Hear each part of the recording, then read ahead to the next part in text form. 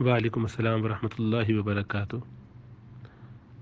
نیک لوگوں کے نام یا ان کے صفات اور اچھے اچھے اعمال سے وسیلہ کرنا اہل سنت والجماع کے اکثریت کے نزدیک جائز اور درست ہے۔ اللہ کے رسول صلی اللہ علیہ وسلم کی شان تو بہت اونچی ہے، ان کی ذات سے وسیلہ کرنا بھی درست ہے۔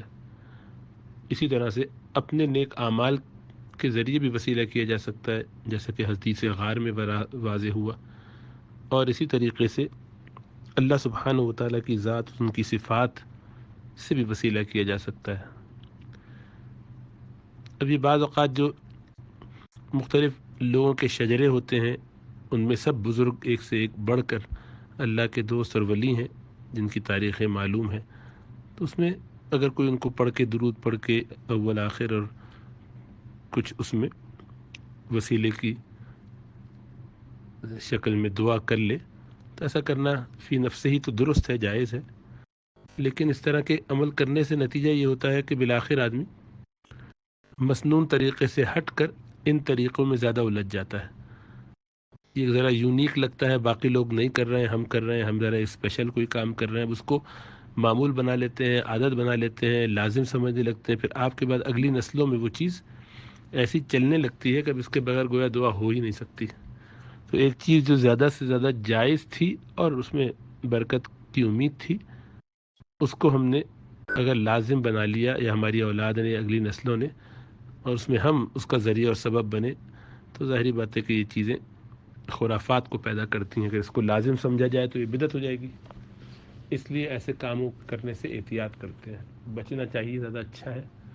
اور نبی اکرم صلی اللہ علیہ وسلم، اللہ سبحانہ و تعالیٰ کی ذات، آپ کی صفات، اور اسی طرح اپنے نیک اعمال کے ذریعے بس وسیلہ کرنا یہی کافی ہے۔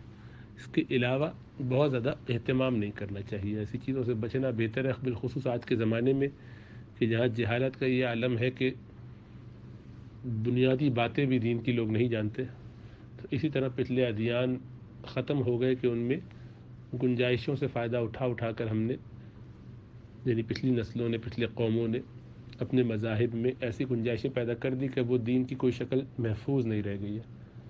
تو ہمیں اس کا حصہ نہیں بننا چاہیے اور اس سے بچنا چاہیے۔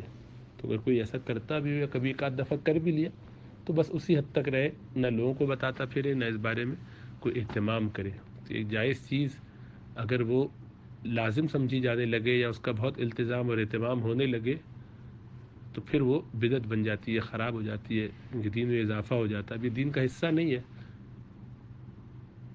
لیکن اس کو لازم کر لیا جائے گا، کچھ عرصے کے بعد لوگ اس کے بغیر دعا مانگیں گے ہی نہیں، جیسا کہ اب بھی بہت سے لوگ ایسے ہی کرتے ہیں۔